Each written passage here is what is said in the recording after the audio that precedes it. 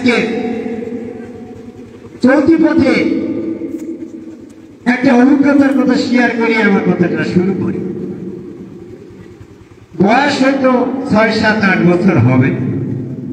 বলছে নামাজ রোজা এই তো সিরাতুল মুস্তাকিম সোজা, আমরা নামাজ পড়বো, রোজা করবো, ইসলামে থাকবো, এই তো ভালো কাজ।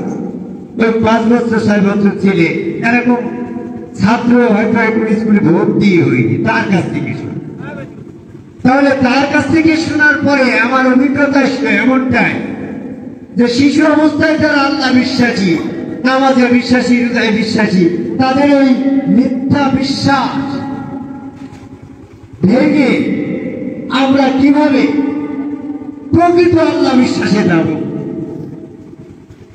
যদি প্রশ্ন করা হয় 6 বছর 7 বছর 8 বছর আন্ডার 10 ইয়ার আন্ডারে এদেরকে যদি জিজ্ঞাসা করা হয় ইমানের মূল কথা কি, সে বলবে আল্লাহ বিশ্বাস। 70-80 বছর একজন বৃদ্ধকে যদি জিজ্ঞাসা করি তো ইমানের মূল কথা কি, তিনিও বলবে আল্লাহ বিশ্বাস। কিন্তু আমার কাছে যদি কেউ প্রশ্ন করা হয় জীবনের ইমানে প্রথম এবং মূল কথা দেখ, আমি বলবো রাসূল বিশ্বাস। কারণ কি, আমি যখন ক্লাস 7 থেকে 7-এ পড়ি তখন আমি 5 ওয়াক্ত নামাজ পড়ি, আল্লাহ বিশ্বাস করি, রাসূল বিশ্বাস, নবী মুহাম্মদ সাল্লাল্লাহু আলাইহি ওয়াসাল্লাম রাসূল বিশ্বাস করি। আবার এই ক্লাস 7-এ পড়া অবস্থায় আমার প্রথম বিশ্বাস ছিল কোনটা গো, আল্লাহ বিশ্বাস। আর রাসূল বিশ্বাস হচ্ছে দ্বিতীয় ধাপে, তাও মদিনায়। আমি যখন ক্লাস 9 পাস করে ক্লাস 10-এ উঠলাম, আমার মতলেব চাচা বলছে যে তুমি তো প্রথমে আল্লাহ বিশ্বাস করেছো, দ্বিতীয় ধাপে রাসূল বিশ্বাস করে আল্লাহটা দেখেছো, তা তো দেখি, রাসূলটা দেখেছো, তাও তো দেখি, এর কোনটাই তোমার দেখা বিশ্বাস না। তাহলে যেটা তোমার জন্য দুটি অদেখা, তাহলে তো তোমার কোনো বিশ্বাসের ভিতরেই যাও। আমাদের কি করতে হবে, বলতে আগে হ্যাঁ তোমার রসুলের কাছে বায়াত করবে, আগে রসুল বিশ্বাস করতে হবে, তারপরে আল্লাহ বিশ্বাস। তখন আমি মোহাম্মদ এরকম ভাবে রসুলের কাছে কোথায় যাব, তো বলছে যে তোমার আমাদের গুরু যে আছে খাজা মঈনুদ্দিন চিশতি ছেলে হযরত খাজা নিজামুদ্দিন আহমেদ চিশতি, উনি বায়াত গ্রহণ করে। তো ওনার কাছে যাই আমি বায়াত হয়ে ওই হাত রসুলের হাত দিয়ে আগে ধরতাম। তাহলে আমাকে প্রথমে নিজামুদ্দিন চিশতিকে রসুল হিসাবে বিশ্বাস করে নিতে না, তাহলে আমার প্রথম বিশ্বাসটা কি হলো, রসুল বিশ্বাস।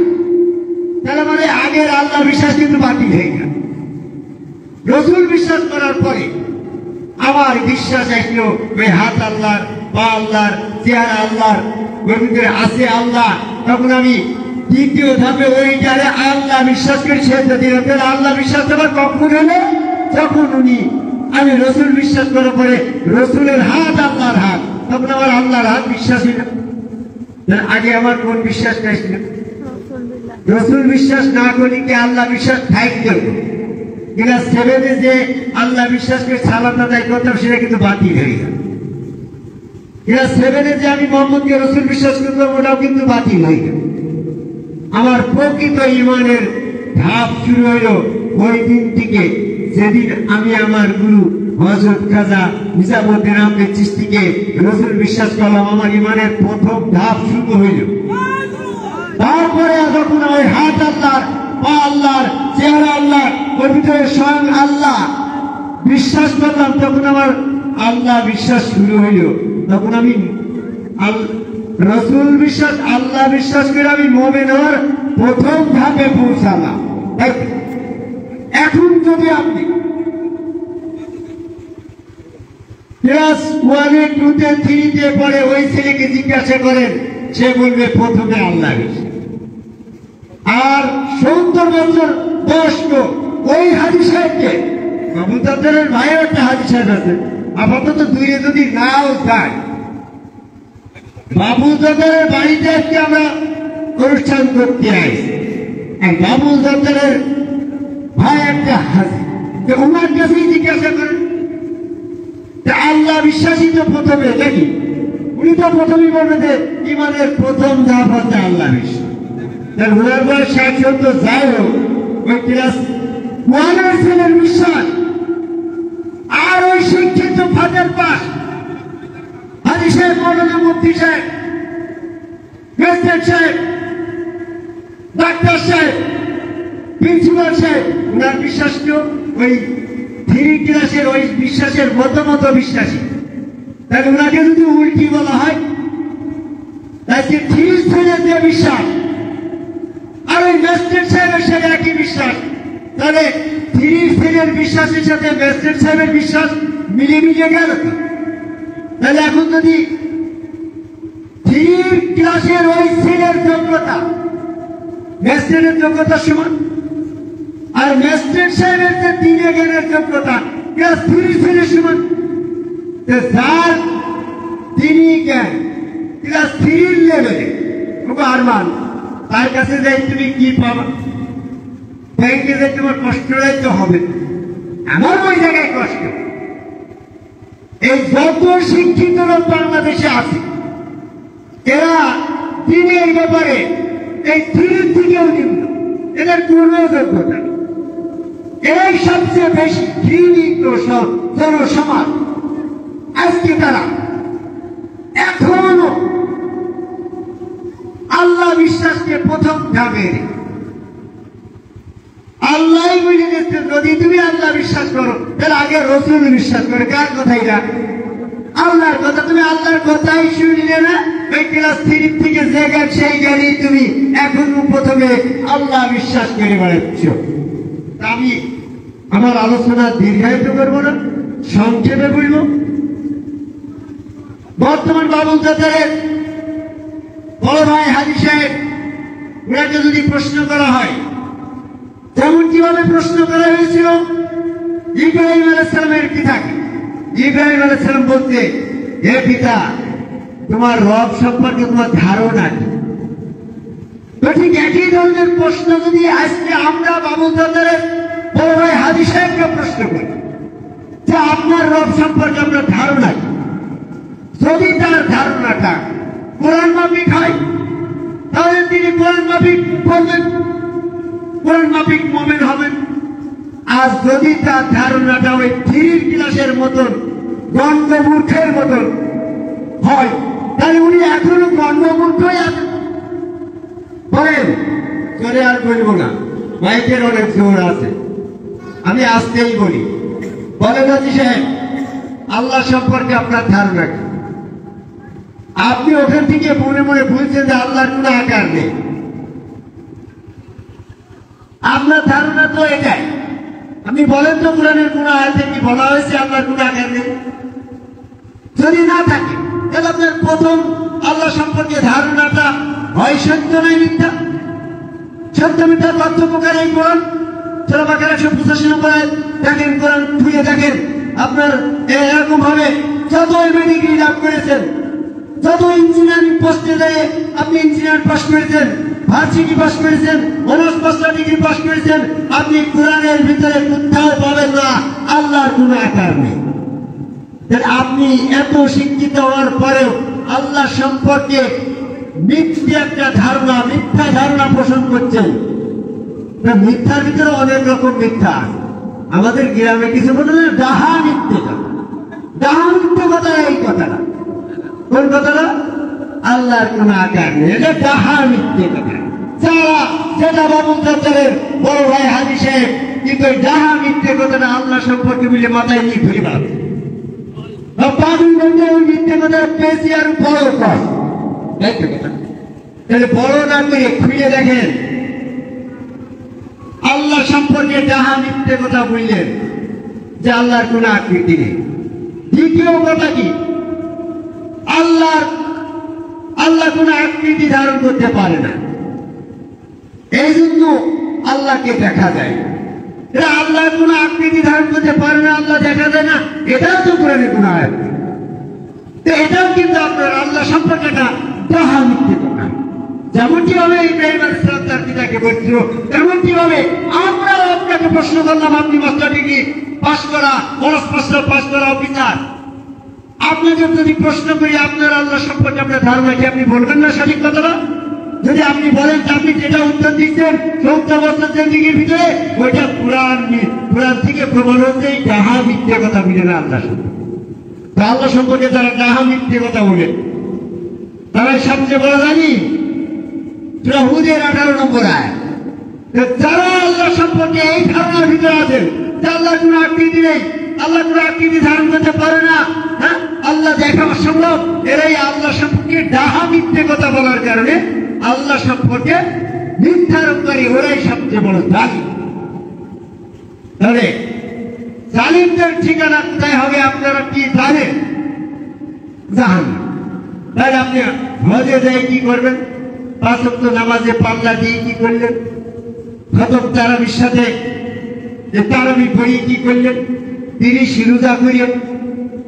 আপনি সোয়াবের গাঠটি বুঝকা নিয়ে কি করলেন? আল্লাহ সম্পর্কে মিথ্যারোপ করে আপনি যখন প্রযোগে গেলেন, তাহলে আপনার পরবর্তী এই যত 70 বছর জিন্দেগির আলেমের আমাদের পূজাতে আপনার প্রথমেই নিরস্ব হয়ে গেল। সূরা কাফের 105 নম্বর আয়াতে বলছে, যারা কোরআনের আয়াত সম্পর্কে আয়াত অস্বীকার করে এবং আল্লাহর সাক্ষাৎ অস্বীকার করে, তাদের কর্মফল বিনষ্ট হবে, হাসরের দিন তাদের কোনো ওজন করা হবে না। আমি কিন্তু এ সমস্ত কথাগুলো আমার ইউটিউবে অনেক বলেছি। আজকের কথাটা ওইখানে একটু ফাউন্ডেশন দিলাম। আপনি একটা বিল্ডিং করবেন একটা না, নিচে কিন্তু অনেক ফাউন্ডেশন না দিলে কিন্তু ছাদ দিয়ে পাচ্ছেন, ছাদ ধসিয়ে যান। আমি মূল কথাটা যদি নিচের থেকে ফাউন্ডেশন করে না দিয়ে ধাপ করে বলে ফেলি, তাহলে ওই বিল্ডিং ভাঙা মতন ধাপ করে ভেঙে যাবে। আপনাকে ফাউন্ডেশন করে দিলাম আল্লাহ সম্পর্কে কোরআন মাফিক জ্ঞান অর্জন করে। তো আমার কথার মাঝখানে আমার একটা কথা স্মরণ হয়ে গেল। একদিন এক পীর সাহেবের ভক্ত মধ্যে কুলুবুল মুমিন আরশুল্লাহ, তাহলে কুলুবুল মুমিন আরশুল্লাহ তারা তোমার কোন পেয়ে বলছে না, এটা কোরআনে আছে। মওলানা বলে কুলুবুল মুমিন আরশুল্লাহ তাআলা, মুমিনের দেহ আল্লাহর আরশ। তাহলে দেখেন এই কথার ভিতরে এই আল্লাহ সম্পর্কে কাহা আর একটা মিথ্যে কথা নেই। বলছে কেরকম ভাবে? আমি কি বলতে চাচ্ছি? রাইয়ে গেল, আমরা রাইয়েন না। আমার একটা গল্প মনে গেল, এনামিক সাহিত্যের পরে মাস্টার্স করছি। সাহিত্য মানে কি করবো? জাতীয় বিশ্ববিদ্যালয় থেকে এনামিক সাহিত্যের পরে মাস্টার ডিগ্রি করালো। আপনি তার জ্ঞানটাকে নেবেন না, 3 বার 3 ফেল করিয়ে মাদ্রাসার কাজের মামলা পাশ করলে তারটা নিয়ে বাড়াবাড়ি করছে না, ভার্সিটি জ্ঞান নিয়ে আসেন। আজকে সত্য কথা বলতে গেলে এই মাদ্রাসা এবং মসজিদ ইসলামকে ধ্বংসের মূল কারণ। কারণ ক্লাস 3 থেকে 7 ওই মৌলানা সাহেবের জ্ঞান ওই একটাই, ওরা আজ পর্যন্ত রসুল বিশ্বাসের ধারের কাছেও আসতে দিচ্ছে না। আরে রসুল বিশ্বাসের ধারের কাছে যদি না আসতে দেয় তাহলে কারা? তারাই তো শত্রু, যারা রসুলকে বিশ্বাস করে নাই। ওই বিশ্বাস ওই আবুদের কাফেরের কি করে? রসুল বিশ্বাস না করে। দেখেন আবুদের ইতিহাসে সে আল্লাহ বিশ্বাস করে। আবুদের ওই কেমন হলেনি খালেন্দার ছিল, তারা তো সব আল্লাহ বিশ্বাস করেছে। তাদের কাফের হওয়ার মূল কারণ কি? তারা রসুল অস্বীকার করে। আমার কথা যখন ছিল না, আমি বলতে চাচ্ছি কোরআন মাফিক আল্লাহ বিশ্বাস আপনার নাই, আপনার সমস্ত ইবাদত বন্দেগী বাতিল হয়ে যাবে। এই কিছুদিন আগে একজন বলতেন নামাজ বেহেশতের চাবি। আরে মূর্খ, নামাজ বেহেশতের চাবি এটা কোথায় গেলে? তোমাদের বাসের গায়ে লেখা রয়েছে, হাদিসে লেখা রয়েছে। তোমাদের বাসে কি তোমার দলিল নাকি? বাসের গায়ে লেখা থাকলে তুমি নামাজ বেহেশতের চাবি বুঝে ফেলবে। কোরআন কি বলছে এই ব্যাপারে?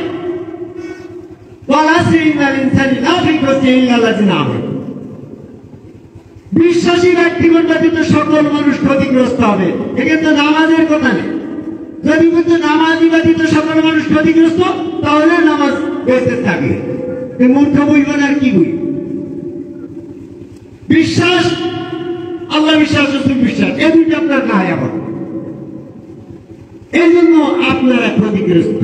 আপনারা নামাজ পড়েন, রোজা করেন, হজ করেন, যাকাত করেন, 3 বার 30 তৈরি করা ওই আলেমের মতো করে মসজিদ তৈরি করেন, সব ক্ষতিগ্রস্ত হয়ে যাবে। যদি ক্ষতিগ্রস্ত না হয় তাহলে আজকে ইন্দান ইনসানা লাফি করতে ইল্লাবাদিনা আমারও এই কথাটা মিথ্যা। আল্লাহর কথা কি মিথ্যা?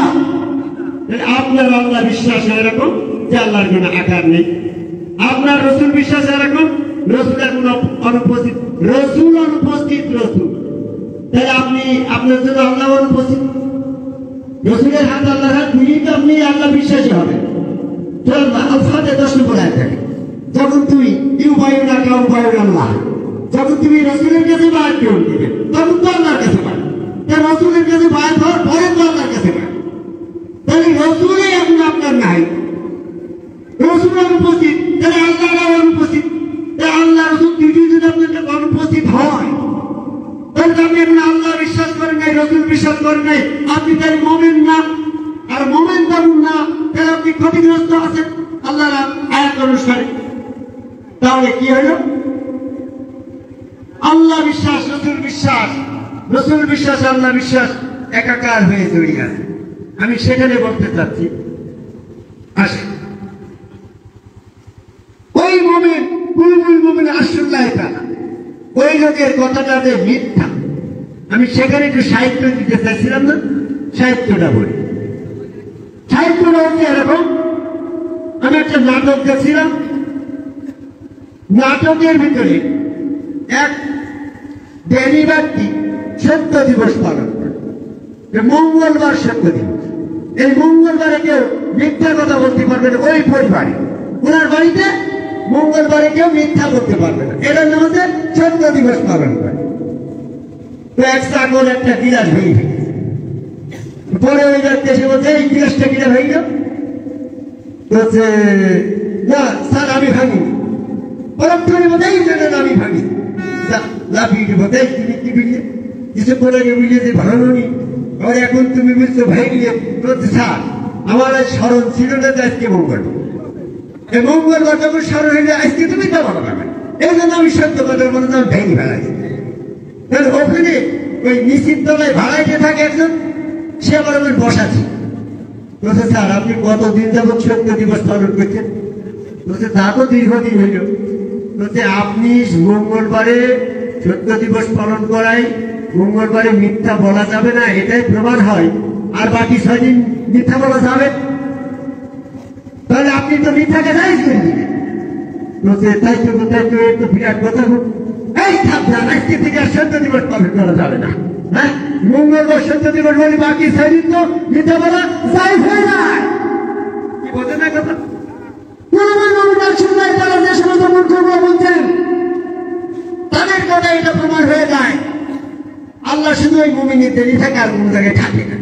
তাহলে আল্লাহ সম্পর্কে একটা সীমাবদ্ধ রেখা দিয়ে দেওয়া হলো না, তাহলে কি মূর্খ হয়ে গেল না তারা?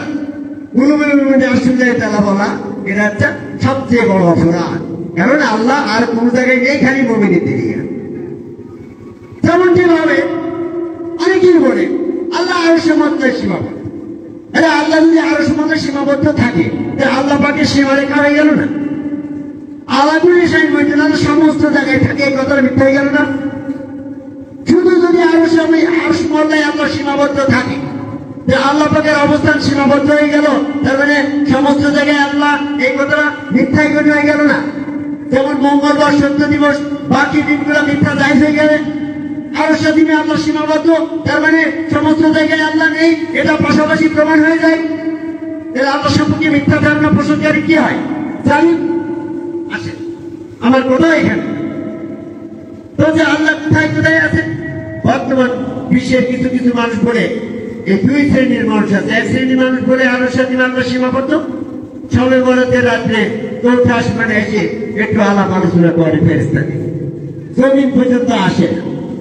এক শ্রেণীর তাবলীগালা, হ্যাঁ, এই সবে বরাত পালনকারী 3 বার 3 বের করা আলেম ওলামা মাওলানাদের কাছ থেকে আমরা শুনছি। কিন্তু এই বাবুল জাতের বাপ ছিল বদরুদ্দিন চিশতি। ওনার কাছে যদি জানতেন বলতে আল্লাহ মানুষের গর্দানের সার আর ঠিক হতে পারে না।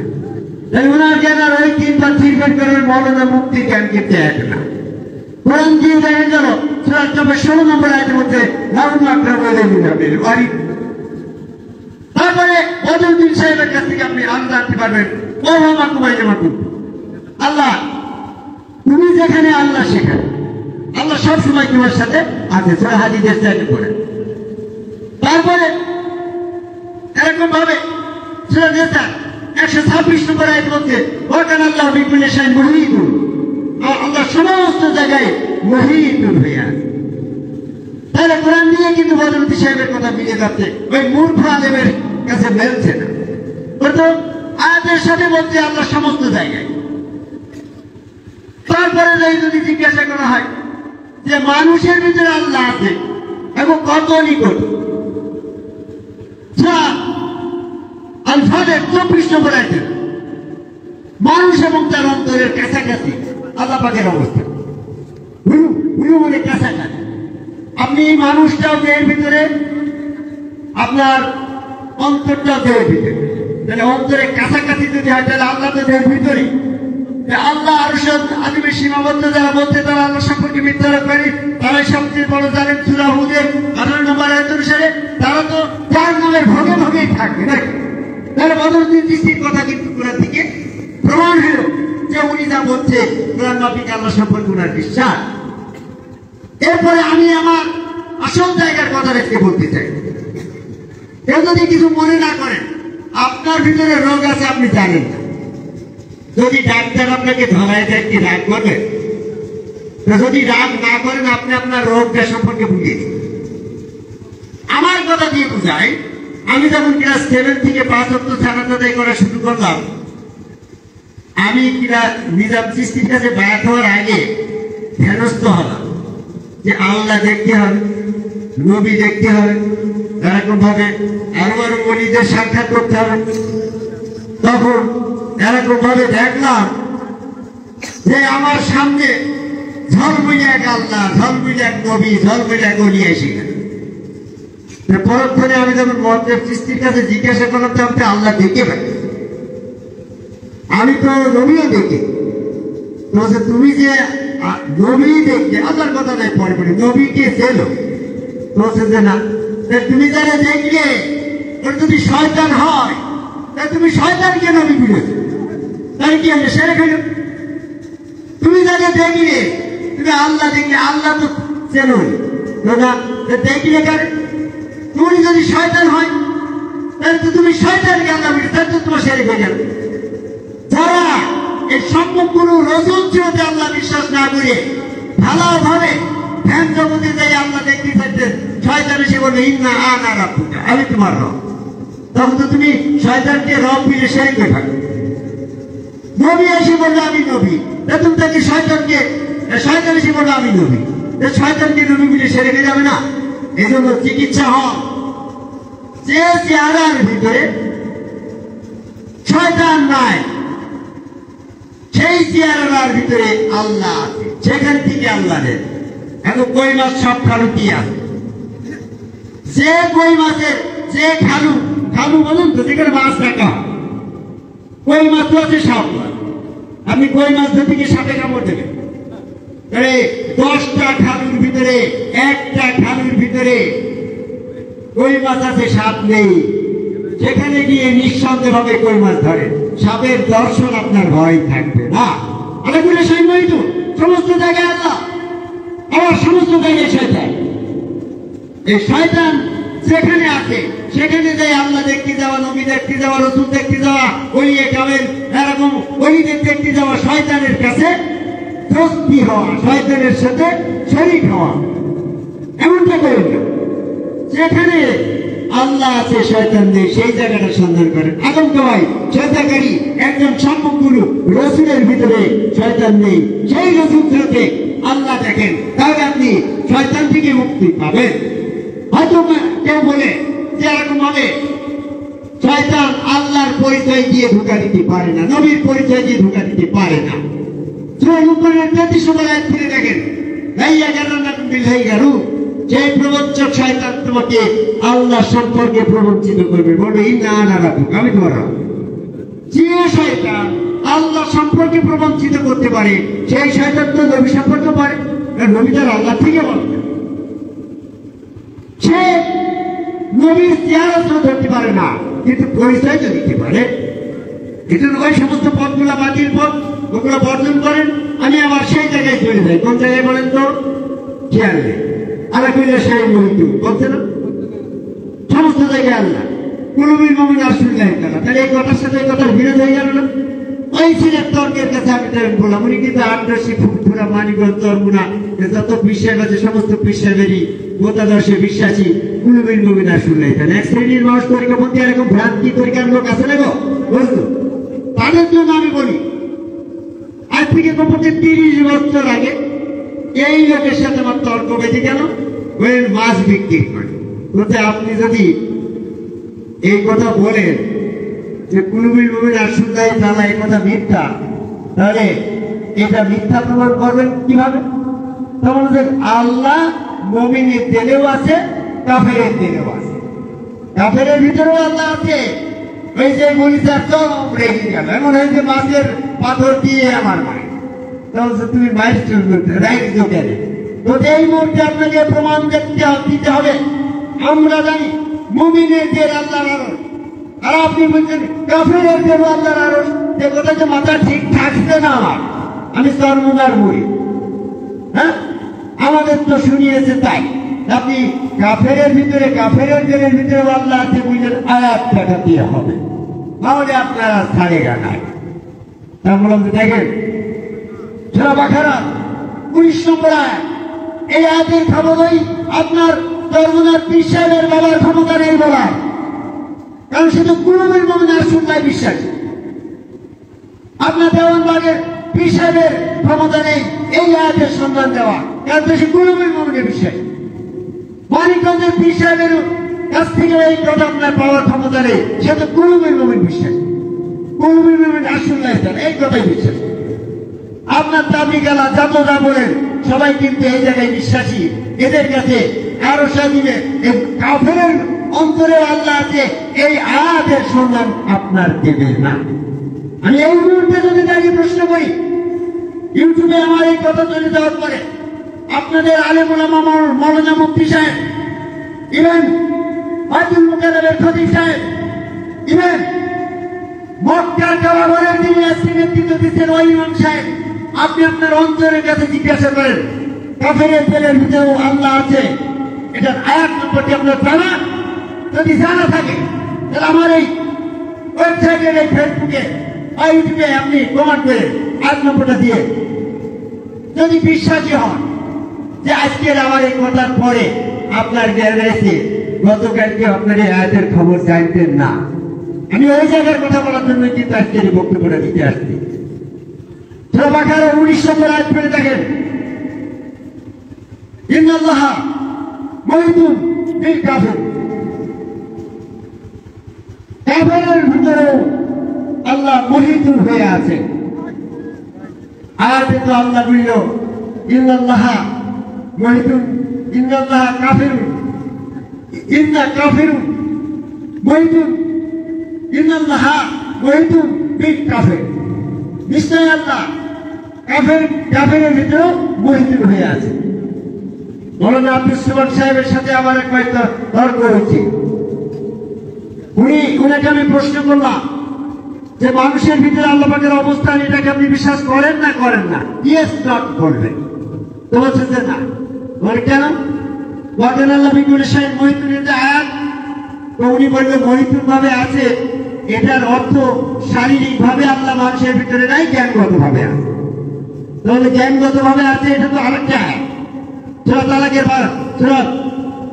এরকম বাকারার 100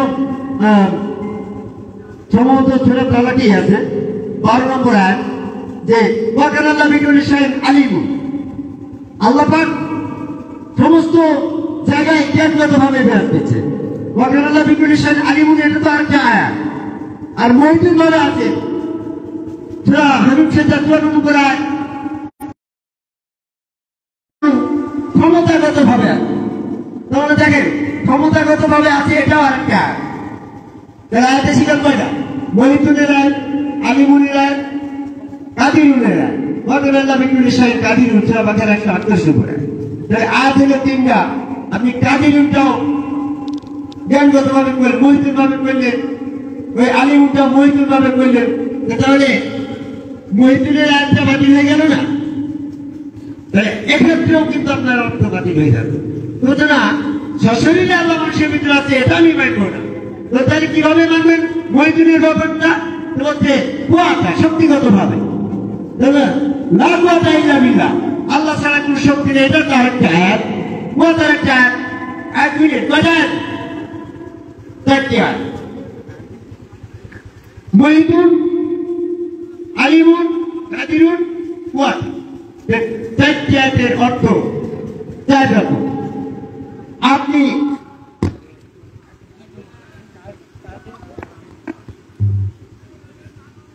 কাদিরুনের আয়াতটাকে মহিতুনের আয়াতে মহিতুনকে কাদিরুন অর্থ করলে মহিতুন বাতিল হয়, আর মহিতুনকে জ্ঞানগত ভাবে অর্থ করলে ভাবে করলে মহিতুন বাতিল হয়। কুয়াটার আয়াতকে মহিতুনের আয়াতকে কুয়াটা অর্থ করলে তাও তো মহিতুন বাতিল হয়। আপনি মহিতুনের আয়াতটাকে বাতিল করার কারণে একটা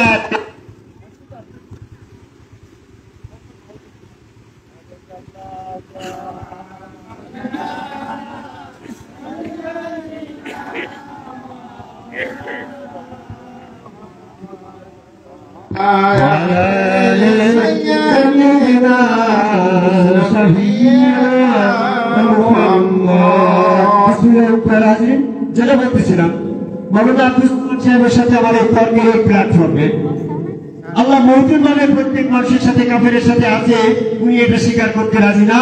উনি বলল আল্লাহ পাক আরো সাথে সীমাবদ্ধ। তো ক্ষেত্রে আমি যখন আয়াত দিলাম, মহিতুনের আয়াতটাকে জ্ঞানগত ভাবে অর্থ করলো, মহিতুনের আয়াতটাকে কাদিরুন ভাবে অর্থ করলো, মহিতুনের আয়াতটাকে কুয়াটা বা শক্তিগত ভাবে অর্থ করলো। এই আয়াত 4টি কোরআনে আছে, 3টির অর্থ 3 রকমের হইল, আর মহিতুনের আয়াতটা অর্থ 0 হয়ে গেল। তাহলে এই মহিতুনের ভিতরে 3টা আয়াত ঢুকি দিলে মহিতুনটা 0 হয়ে গেল না? একটা আয়াত আপনার অস্বীকার করার কারণে আপনি কর্মফল বিনষ্ট হয়ে গেছে। আপনি চিন্তা করেন, দেখেন তখন বিলাসবুল তারিখ ব্যাপারটা কি, আল্লাহ পাকের অবস্থার তারিখ এমনটাই। আমি তখন 3টা ওই 4টা আয়াতের সংযোগ করলাম। দেখেন সূরা হাদীদের 4 নম্বর আয়াত বলছে না, কি বলছে? ওয়া মাকুম আইনুমা কুনতুম। আল্লাহ বলছে তুমি যেখানে থাকো আমি তোমার সাথে আছি। তাহলে সাথে আছে কথা যদি প্রমাণ করা লাগে, তো আপনার সাথে তো আল্লাহ আছে, বলছে হ্যাঁ তা তো আছে। আপনি যদি তখন আমরা বেলা পড়ে বাজেছি, বেলা পড়ে থাকেন, আল্লাহ যদি আর সময় থাকে, তাহলে সাথে আছে কথা মিথ্যা হয়ে গেল। তাই কি হইল? সত্য প্রমাণ করতে হলে আপনাকে আর সময় যাওয়া লাগবে। আপনি বেলা পড়ে এই জায়গায় আর সময় তো নাই, তাহলে সাথে যদি কথা প্রতিষ্ঠিত হতে হয়, তাহলে আপনাকে বেলা পড়ে আর সময় যাওয়া লাগবে। আর আপনি যদি আর সময় না যান, তাহলে আল্লাহকে আপনার এখানে আসা লাগবে, নাহলে সাথে কথা মিথ্যা হবে। এই জন্য আপনার আমার পক্ষে আর সময় যাওয়া সম্ভব নয়। এই জন্য আল্লাহ তার কথাকে সত্য প্রমাণ করার জন্য, তার কোরআনকে বাস্তবায়ন করার জন্য আল্লাহ সবসময় মানুষের সাথে থাকে। তাহলে আল্লাহ আমাদের সাথে আছে, সূরা হাদীদের 4 নম্বর আয়াতে প্রমাণ হয়ে গেল না? তো তাই কিভাবে সাথে আছে আমরা একটু বুঝান। আমার আরো একটা কথা বলে, এই যে পাশে 6 গ্রাম না, 6 গ্রামে একদিন আমরা অনুষ্ঠানে গেছি, ওখানে বাবুর আলী চিশতি নামে একজনের বাড়ি অনুষ্ঠান, আর মা ছিলি মনে, তাই ওখানে বাবুর আলীর একটা ইতিহাস, 100 বছর আগে মনে ওনার এই ইতিহাসের কথাটা শুনছিলাম। উনি একসময় বলছিল আল্লাহ না, আল্লাহ দেখা যায়। তখন আলে ওলামা মৌলানারা নিয়ে এসে যখন ওনার বাড়ি ঘেরাও করেছে, কিতাব পুস্তক হাদিস টাদিস নিয়ে এসে, তখন উনি বলছে যে আপনারা কি জন্য এসেছেন আমার বাড়ি? বলছে আপনি বল আল্লাহ দেখেন, তো আমরা আল্লাহ দেখতে আসি। দেখো দেখো আপনারা এখনো আল্লাহ দেখেননি, করিয়েছেন না? তো আপনি তাহলে আমাদের দেখেন তো একটা মানুষ হেঁটে যাচ্ছে, তো ওই যে আল্লাহ হেঁটে, ওই যে আল্লাহ হেঁটে যাচ্ছে, দেখো তাহা সত্য কথা। বলছে বলে কি ধরে তো মানুষ, তখন ওই যে মানুষটার প্রমাণ দেখান, আমি প্রমাণ দেখিনি বলছি আল্লাহ, ওইটা যে মানুষের আপনার প্রমাণ দেখতে হবে। বলছে কেন? ওটা তো মানুষই। আমার কথা কি আমার সাহিত্য শিখা মজনু ছেলেটা নিয়ে এই বাজারের ভিতরে নিয়ে গিয়েছে, ছোট মানুষ 5 বছর বয়স, উপমা দিচ্ছে আর কি। তো অনেক লোকজনের যে জড়ো হয়েছে, মজনু ছেলে বলছে আব্বা ওই জায়গায় অত লোক কেন? তো সেখানে চোর ধরে মার, তো বলতে আমি চোর দেখবো, তো না অত ভিড় ভিতরে যাওয়া যাবে না, চোর দেখা যাবে না, তো না আমি চোর দেখবি দেখবি। তো অনেক কষ্ট করে যখন দেখায়, তো ওই দেখছো, তো ছেলে বলছে তো তুমি চোর দেখি, বলছে চোর বলছে মানুষ, বলছে মানুষ চোর দেখবো আমি। মজদুর বিপদে পড়ে গিয়েছে, চোর তো আলাদা কিছু না, এই মানুষটাই তো চোর। ওই ছেলে আর তা বিশ্বাস করবে, ওর বিশ্বাস তো ওরা মানুষ, ওরা তো চোর মিলে ওর মাথায় ঢুকানো যাচ্ছে না। কারণ এই আলমুলা মামলানা মুফতি সাহেবের মস্তিষ্কের ভিতরে ওই 5 বছর বয়স্ক ওই ছেলের মতন ওইটা তো চোর, ওটা তো মানুষ, ও তো চোর না, আমার চোর দেখা। ঠিক ওই মামলানা বলছে যে ওটা তো মানুষ, আমরা আল্লাহ দেখতে আসছি, ওটা তো মানুষ। তখন উনি বাবুরানি বলছিল যে আপনি এখন প্রমাণ দেখান ওইটা যে মানুষ, তার আয়াত দেখা। বলছে কিভাবে? ওটা আল্লাহ আল্লাহ ছাড়া কোনো শক্তি নেই, এটা তো কোরআনের আয়াত। ওই লোকটা হাইটে যাচ্ছে, এই শক্তি না হলে হাইটে যাচ্ছে, তাহলে যেটা হাঁটাহাঁটি করছে এটা আল্লাহ, শক্তি যখন আল্লাহ, হাইটি করছে আল্লাহ।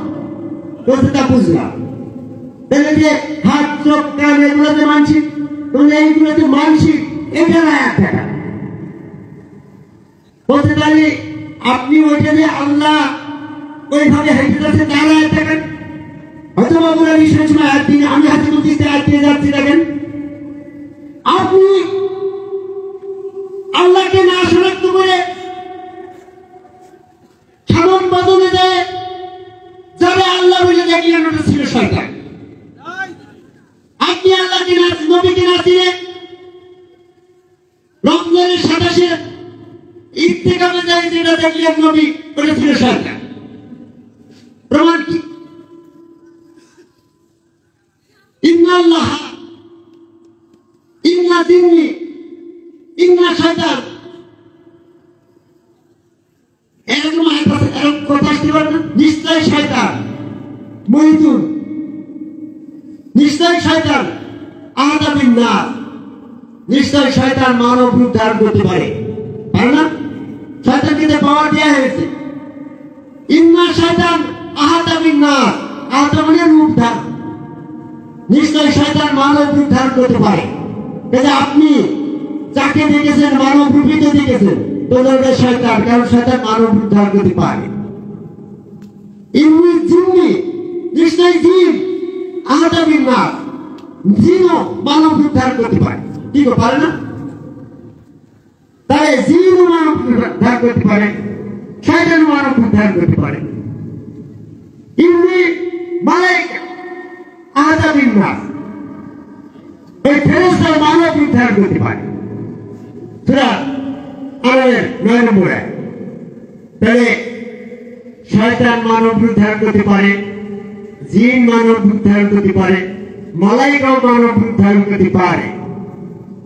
বাবুরানির প্রশ্ন হচ্ছে যে আল্লাহ কি এই তিনটার একটাও পারে না? আল্লাহ কি এই মানব রূপ ধারণ করতে পারে না? যদি আল্লাহ মানব রূপ ধারণ করতে না পারে, তাহলে ওই মানব রূপ ধারণ করে ওই তাবলীগ আল হাদীস সাহেবের ইত্তেকাবে শয়তান থেকে ঢুকা দিল, ওই ক্ষমতাটা আল্লাহর নেই, ওরা শুধু শয়তানের আছে। তাহলে একটা জায়গায় শয়তান বেশি হয়ে গেছে, কি বোঝেন না? সব শুধু হাসি করে মাথায় দিয়ে না, হিংসার ক্ষেত্রে বুঝেন না, নিরপেক্ষ মস্তিষ্ক হবে। তাহলে শয়তান ফাঁস হয়ে গেল না ওই জায়গায় নেই? এরকম ভাবে জিনও মানব রূপ ধারণ করতে পারে, ইন্না জিন্নি আহাদাবিন নাস, তাহলে জিনও মানব রূপ ধারণ করতে পারে, ফেরেশতাও পারে, আল্লাহ পারে না। আল্লাহ যে পারে না এটা কি আয়াত আছে নাকি? আল্লাহ তো সব পারে। এই বিশ্বাসটা বেশি কি মুমিন নাকি? ওই বাবু আলী বলতে আমার বিশ্বাস আল্লাহ মানব রূপ ধারণ করতে পারে। তোমার এই আয়াত কি? তখন তো বাবু আলী যে আয়াত দিতে পারেনি। আমি হাজিবুলের কাছ থেকে আয়াত শুনলাম। সূরা বনী ইসরাঈলের 60 নম্বর আয়াত বের করেন। মোবাইল প্রত্যেকের হাতে আছে, সফটওয়্যার দেখবেন বের করে।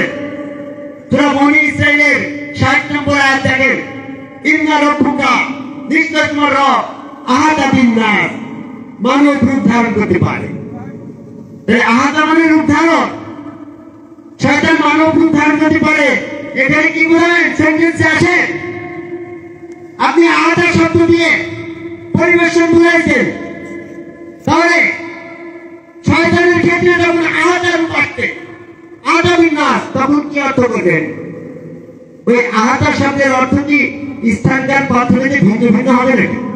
আল্লাহর ক্ষেত্রে পরিবেশন করা, আর শয়তানের ক্ষেত্রে অন্যটা রূপ ধারণ করা, জিনের ক্ষেত্রে রূপ ধারণ করা, ফেরেশতার ক্ষেত্রে রূপ ধারণ করা, আর আল্লাহর ক্ষেত্রে যখন আহাদা শব্দ আসছে তখন পরিবেশন লিখলেন দেখবেন।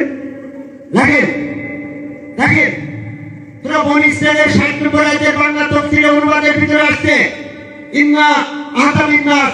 এই আয়াতের অর্থ হচ্ছে আল্লাহ মানুষকে পরিবেশন করে আছে। আরে পরিবেশন শব্দটা আরবি তো আহাদা। আহাদা শব্দের বাংলা হচ্ছে রূপ ধারণ। আহাদা বিন-নাস, মানব রূপ ধারণ করে আছে। তাহলে বাবুরানি সৃষ্টি যেটা বলল ওটা কিন্তু মানুষ আর প্রমাণ হলো না। আল্লাহ মানব রূপ ধারণ করে হাঁটাহাঁটি করে বেড়াচ্ছে। যা কিছু মানুষ দেখেন সব আল্লাহ দেখছেন। এই বিশ্বাসটা নাই, সে আল্লাহ বিশ্বাসী নাই। যদি বলেন যে আল্লাহ এটা পারে না, তাহলে শয়তান মানব রূপ ধরে তৈরি বেড়াচ্ছে, তাহলে শয়তান বেশি পারে। যদি বলেন জিনে আল্লাহ পারে না, জিনটাই মানব রূপ ধারণ করে তৈরি করছে, তাহলে এক্ষেত্রে জিন ফাঁস হয়ে যায়। যদি বলেন আল্লাহ পারে না, ফেরেশতা মানব রূপ ধারণ করে আসে, তাহলে এক্ষেত্রে তো আল্লাহ থেকে ফেরেশতার ক্ষমতা বেশি হয়ে যায়। নাউযুবিল্লাহ না। আল্লাহ পাক ইন্নাল্লাহ, আল্লাহ বলে শাইন কাদিরুন, সমস্ত ক্ষমতার অধিকারী আল্লাহ। তাহলে আল্লাহ মানব রূপ ধারণ করেও হাঁটাহাঁটি করছে। আপনার বিশ্বাসের জায়গায় গিয়ে যদি আপনি বিশ্বাস না করেন, তাহলে আপনি আল্লাহ সম্পর্কে অবিশ্বাসী, আল্লাহ সম্পর্কে মিথ্যা ধারণা পোষণকারী, আল্লাহ সম্পর্কে এরকম ভাবে আপনি অন্ধ। এই জন্য আপনার ইবাদত বন্দেগীতে কোনো কাজে আসছে না। আপনি আমাকে যদি প্রশ্ন করেন, তাহলে যত মানুষ তত আল্লাহ হয়ে গেল যে? অনেকেই বলে না আমাদের সিস্টেম তরিকার বৈশিষ্ট্য কি? আমরা আদম কামাই আল্লাহকে সেজদা করে, এটাই বিশ্বাস। ফেরেশতারা বেহেশতের ভিতরে আল্লাহ পাকের হুকুম মানার সময় ওয়াইসিতুল আদমের নিমিত্তে সেজদা করো, এই হুকুমটা মানতে গিয়ে ফেরেশতাদেরকে সেজদা দিয়েছিল না? এই ব্যাপারে আপনি যদি হাজী সাহেবকে প্রশ্ন করেন, আপনি যদি বাইতুল মুকাররমের খতিব সাহেবকে প্রশ্ন করেন, আপনি যদি ওই মক্কার কাবা ঘরের যিনি ইমামতি করছে তাকে প্রশ্ন করেন, সে বলবে ওইটা ফেরেশতারা আদমকে সেজদা করে। এই আদমকে সেজদা করার কথাটা কোরআনের আরেকটা আয়াতের বিরুদ্ধে হয়ে গেল না? আল্লাহ সমস্ত সেজদার মালিক আল্লাহ কথা মিথ্যা হয়ে গেল। তাহলে আপনার এই পুরুষ দিয়ে আল্লাহ পাকের একটা আয়াত মিথ্যা প্রমাণ হয়ে গেল। ফেরেশতারা আদম সুরতে আল্লাহকে সেজদা করছিল, আর আপনি বললেন ওটা আদমকে করছিল, তাহলে ভুল হয়ে গেল না? ফেরেশতারা আদম সুরতে আল্লাহকে সেজদা করছিল, তার দলিল কি? দলিল পূজার আগে আপনারা আমাদেরকে বলছেন যে ওটা মানুষকে সেজদা করা যাবে না, ওটা ফেরেশতারা করছিল। ফেরেশতারাই বা মানুষকে করবে, সমস্ত সেজদার মালিক আল্লাহ। তো ফেরেশতাদের জন্য কি আদমকে সেজদা করা বৈধ? তাহলে ফেরেশতারা আদমকে সেজদা করে না। আর পৃথিবীর ভিতরে যত কঠিন কাজ আছে, তার থেকে সবচেয়ে বড় কঠিন কাজ হচ্ছে একটা মানুষকে সেজদা করা। এটা সম্পূর্ণই অসম্ভব। It is quite impossible for human body to posted others human. একজন মানুষের পক্ষে আর একজন মানুষকে সেজদা করে না পৃথিবীর সবচেয়ে কঠিন কাজ। এটা আমি প্রমাণ করব লজিক্যালি, বিজ্ঞান দিয়ে। এই মানুষের চেহারাকে যখন আপনি সেজদা দিতে যাবেন তখন চেহারাটা আগে আসছে না? আপনি যখন আপনার পরে আমার খুব রাগ হয়ে যায়, রাগ হলে কোনটা আগে আসে? ওই শরীরের মধ্যে চেহারাটা আমার আগে আসে না? আমার যদি কার পরে মহব্বত হয় চেহারাটা কোনটা আসে আগে? মহব্বত হয়ে লোকের চেহারাটা আমার কাছে আসে না। আমি যদি কোনো মানুষকে সেজদা দিতে যাই তাহলে তার চেহারাটাই তো আমার কাছে আগে আসবে। যেমন আমার হযরত খাজা নিজামুদ্দিন আহমেদ চিশতির পায়ে যখন আমি সেজদা দিতে গেছি তখন চেহারাটা তো আমার কাছে আসে। তো চেহারাটার মালিককে, চেহারার মালিক যদি নিজাম হতো তাহলে সেটা নিজামের কাছে দিতে এটা প্রমাণ হইত। চেহারার মালিক তো আল্লাহ, চেহারার মালিক আল্লাহ, আপনি সেই চেহারায় সেজদা দেবেন মানুষকে, এটা কি সম্ভব? যদি না বোঝেন আমি আবার একটু তিল মেরে বুঝাই। আপনার নাকে ঘুষি মারার সময় আমি নিয়ত করলাম আমি দেওয়ালে ঘুষি মারছি, তো নাকে যখন লাগবে রক্ত তো নাকেই পড়বে নাকি? দেওয়ালের দিয়ে রক্ত পড়বে নাকি? তাহলে নিয়তের এখানে কোনো দাম নেই। আমি নিয়ত করলাম যে তোমার নাকে আমি ঘুষি মারছি না, আমি ওই তাল গাছে মারছি। তাল গাছে ঘুষি লাগবে না রে, ঘুষি তোমার নাকেই লাগবে, রক্ত তোমার নাক দিয়েই পড়বে। তা আমি নিয়ত করলাম আমি মানুষ নিজামকে করছি, কিন্তু সুরত হচ্ছে আল্লাহ। তাহলে সেটা কি আল্লাহর সুরতের পরে আগে পড়বে না নিজামের পরে আগে যাবে? কোনটা যাবে? আল্লাহর সুরতের পরে যাবে, নিজামের কোন সুরত নাই। তাহলে মানুষের স্রোতের ভিতরে মানুষের কোন স্রোত নাই, স্রোতটা যেহেতু আল্লাহ, তুমি যে নিয়তেই সেটা করো, হ্যাঁ ওই স্রোতের চেহারায় সেটা করলে আল্লাহর চেহারায় আল্লাহ কি সেটা করবে? সবাই বলে জয় গুরু। আমি এটা বললাম এই জন্য যে মানুষের চেহারা মানুষের চেহারা না, ওটা কার চেহারা? আল্লাহর চেহারা। তো মানুষকে বলা হচ্ছে কেন? ওই শিশু বাচ্চা মজনুর ওই ছেলে ওটা চোর মানতে রাজি না, তার বিশ্বাস মস্তিষ্কে আছে ওটা মানুষ। আজকে আলমুল্লাহ সাহেব ওই মজনুর ওই 5 বছরের বয়সের মতন শিশু, ওদের কাছে এই মানুষগুলাকে আল্লাহ বিশ্বাসে আনতে পারবে না, এটা বলবে মানুষ। কারণটা কি? কারণ এদের মস্তিষ্কের ভিতরে আছে প্রত্যেক মানুষের চেহারা আছে মানুষের চেহারা। এই মানুষের চেহারা একটাও মানুষের চেহারা না। এই চেহারা গুলো কার? আল্লাহ।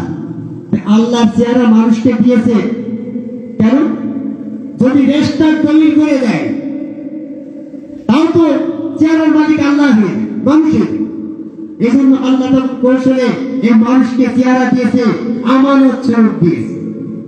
আল্লাহ পাকের আমানত এই মানুষটা মনে বাড়াচ্ছে, এরা আমানত।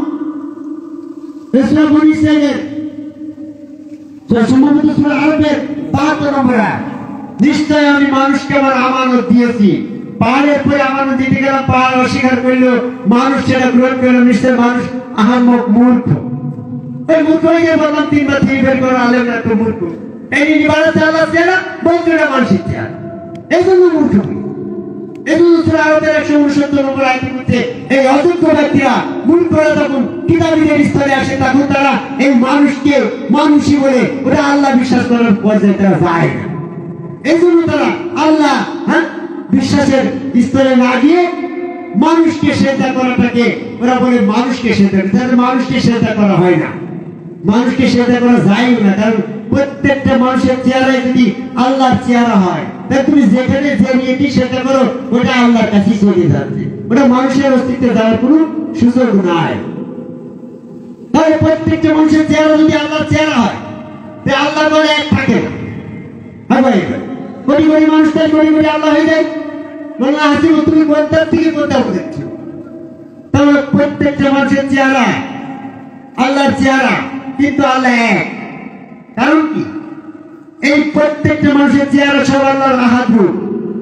বলবো আল্লাহ আহাদ, বলো মানুষ তো আল্লাহর আহাদ, আহাদ রূপ। এই আহাদ রূপ মানুষ, এটার প্রমাণ কি? যে এককের অনুরূপ আরেকটা নাই, ওই এককটাই আল্লাহর একক। লাম ইয়াকুল লাহু কুফুয়ান আহাদ। এই একটা মানুষের মতন পৃথিবীতে আর কেমন আছে? তাহলে এই জন্য এই রূপটাই আহাদ, আল্লাহর আহাদ রূপ। এই আহাদ রূপে বিশ্বাস করে ওই বেলায় পৌঁছাতে হবে। যেমন আমি আমার গুরু হযরত খাজা নিজামুদ্দিন আহমেদ চিশতির ওই সুরত পৃথিবীতে আরেকটা নাই, আমার আল্লাহর সুরত ওই একটাই। আমি আমার জীবন চলে গেল ওই সুরতের বাইরে আমি যাবো না, যদি যাই ওইটার নাম শিরক। তাই তো এই সুরতের ভিতরে আল্লাহ বিশ্বাস নিয়ে আল্লাহ পালা। এখন যদি আমি ওই সুরত বাদে যদি নিরাকারে আল্লাহ নিষেধা করি তাই তো শিরক হয়ে গেল। ওই সুরত বাদে যদি আমি কাবাকে সেজদা করি তাও তো শিরক হয়ে গেল। ওই সুরত বাদে যদি আমি ফাঁকা মাঠে সেজদা করি তাও তো শিরক হয়ে গেল। তাহলে শিরক মুক্তির উপায় হচ্ছে এক রূপে সাধন করা।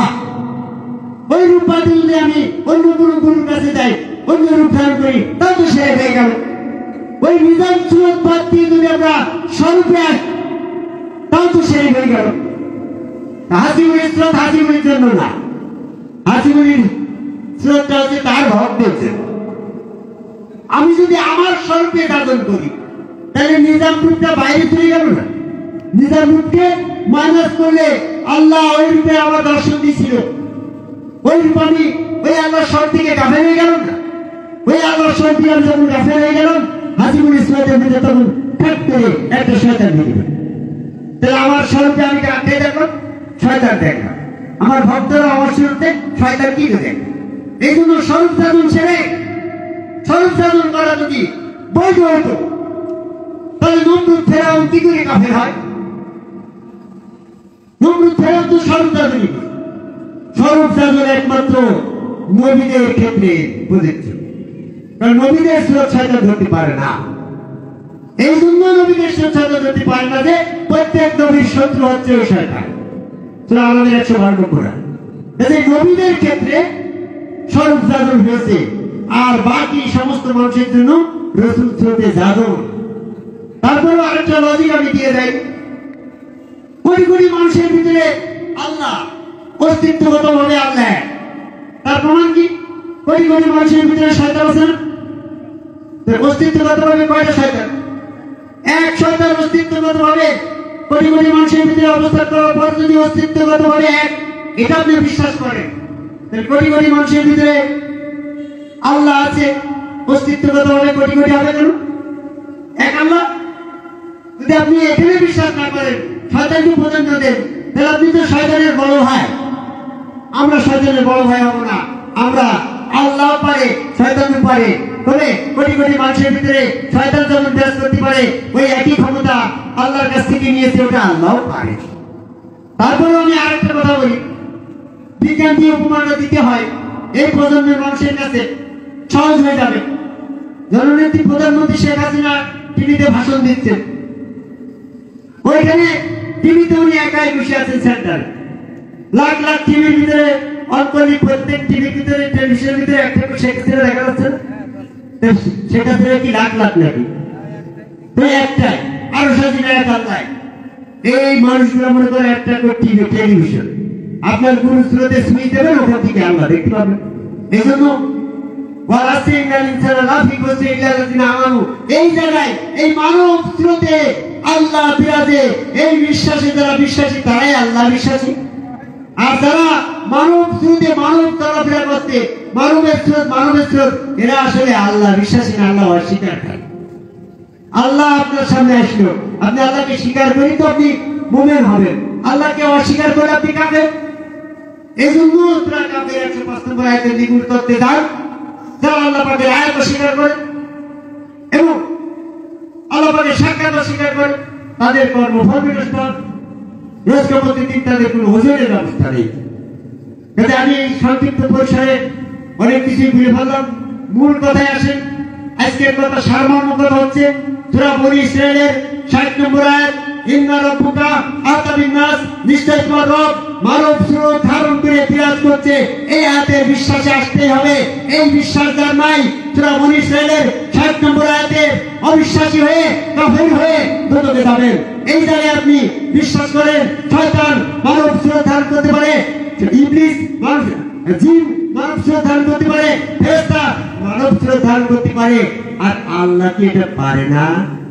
আল্লাহ পারে বলেই তো সূরা বনী ইসরাঈলের 60 নম্বর আয়াতে বলল ইন্না রাব্বুকা, নিশ্চয় তোমার রব আহাতা মানে রূপ ধারণ করা, বিন্নাস মানব রূপ ধারণ। এখানে কিন্তু ইনসান শব্দ বলে নাই, বাসার শব্দ বলে নাই, নাস কমন মানুষ। কমন যদি না দেখতো তুমি আগে বলি তোমার ভক্ত তোমার ওই রূপে আল্লাহ কিভাবে দেখতো? এজন্য নাস শব্দের ব্যবহার হয়েছে প্রত্যেকটা মানুষের চেহারায় আল্লাহ বিরাজ করছে। কাফেরের ভিতরেও আছে, সূরা বাকারার 19 নম্বর আয়াতে যেটা আসছে। আল্লাহ বিশ্বাসের মূল সাবজেক্ট কিন্তু এখানে এসে গেল। যারা মানুষকে সেজদা করাকে মানুষ সেজদা বলছে, আসলে তারা মানুষ চেনে না, আল্লাহ চেনে না। প্রকৃতপক্ষে মানব স্রোতে যারা সেজদা করছে তারা প্রকৃতপক্ষে আল্লাহর স্রোতে আল্লাহকে সেজদা করছে।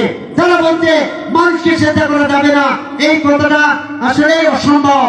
মানুষকে সেজদা করা যায় না, আমরা কেউ মানুষকে সেজদা করিও না। মানব স্রোতে রাসূল স্রোতে আল্লাহকে করি, কারণ রাসূলের স্রোতের মালিক আল্লাহ। এই যদি আমার উচ্চারণ না দিত তাহলে মালিকানা হস্তান্তর করে দিলে তখন শিরকের গান শিরকের নসিহতটা করা যেত।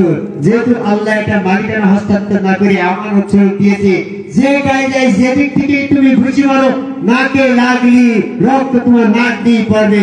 আমি যে নিয়তি যেভাবে করি মানব রূপে সেজদা করি, ওই সেজদা আল্লাহর কাছেই ছেড়ে দেবে। প্রত্যেক মানুষকে আমি চ্যালেঞ্জ করলাম, মানব স্রোতে যারা সেজদা করছে তারাই শিরক থেকে মুক্ত, আর যারা মানব স্রোতের বাইরে আল্লাহকে খুঁজছে তারা ইবলিসের দলভুক্ত, তারাই শিরক যুক্ত। এই জন্য সূরা আলাকে 19 নম্বর আয়াতে বলল, সাবধান, তুমি কোশ্চিন কালে ইবলিসের অনুসরণ করো না। ওয়াজুদু ওয়াক্তারিবু, ওই জায়গায় সেজদা করো যে জায়গায় ইবলিস করে না। কোন জায়গায় করে নাই? এই মানব স্রোতে করে না। এই মানব স্রোতে আছে বলতে আল্লাহ পাকের একমাত্র ঠিকানা। সূরা নাবার 19 নম্বর আয়াতে বলছে রবের ঠিকানা কোথায়? আল্লাহ কুল্লি শাইইন মুহিতুন, তো সমস্ত জায়গায় আল্লাহ। তখন আয়াত নাযিল হয়ে গেল, ইউবাইনাকা ওয়া বাইনাল্লাহ। তুমি যখন লোকে তোমার কাছে যখন বায়াত গ্রহণ করে তারা তো আল্লাহর কাছেই বায়াত গ্রহণ করে। ইয়াদুল্লাহি ফাওকা আইদিহি, রাসূলের হাতটাই তো আল্লাহর হাত। ঠিকানা শিখাল না, ফামান শাআ সেই দিবস আসার কথার অর্থ কি? যেদিন মানুষের ঈমান পরীক্ষা করার জন্য আল্লাহ মানব স্রোত ধারণ করে পাও মোচন করে সেজদা দিতে পারবে। যারা যারা মানব স্রোতে সেজদাকারী তারাই সেদিন সেজদা করতে পারবে, আর যারা নিরাকারে সেজদা করছে তারা মানব স্রোতে সেজদা করতে সেদিন আর পারবে না। তারা দুর্ভোগে চলে যাবে। 42 নম্বর আয়াত, 43 নম্বর আয়াতের স্মরণ প্রেক্ষাপটে বলতে চাই, ফামান শাআ আত্তাখাযা ইলা রাব্বিহি মাওয়ান। সূরা সম্ভবত নাওয়া 39 নম্বর আয়াত, 78 নম্বর সূরার 39 নম্বর আয়াতে আল্লাহ পাকের একটা ঠিকানা সাব্যস্ত করার আয়াত এসেছে। এই জন্য আদমকাবাই সেজদাকারী একজন সম্মুখগুরু রাসূল, যার যার গুরু তার তার রাসূল, রাসূল স্রোত আল্লাহর ঠিকানা। এই স্রোতে যারা সেজদাকারী তারাই আল্লাহকে সেজদাকারী, তারাই সেদিন হাসরের দিন আল্লাহ পাকের পায়ে সেজদা দিতে সক্ষম হবে। আর যারা এই মানব স্রোত মানে নিরাকারে সেজদা করছে শয়তানের অনুসারী, তারা সেদিন ক্ষতিগ্রস্ত হবে। নিশ্চয় শয়তান তোমার প্রকাশের শত্রু। শয়তানের পথ পরিহার করে এই আদমকাবাই সেজদাকারী একজন সম্মুখগুরু রাসূল স্রোতে আল্লাহ বিশ্বাসে সেজদা ভক্তি একমাত্র মানুষের মুক্তির পথ। আর এই মুক্তির পথে আসার আহ্বান করে এই চুয়াডাঙ্গা জেলার সহজগঞ্জ এলাকাধীন কালুপুর গ্রামের খাজা বদরউদ্দিন চিশতি এই ওরস মাহফিলে এসে পৃথিবীর সকল মানুষকে এই চিশতিয়া তরিকার ভিতরে এসে একজন গুরুবাদী ধারায় আত্মসমর্পণ করার আহ্বান করে আমার কথা শেষ করে যাও।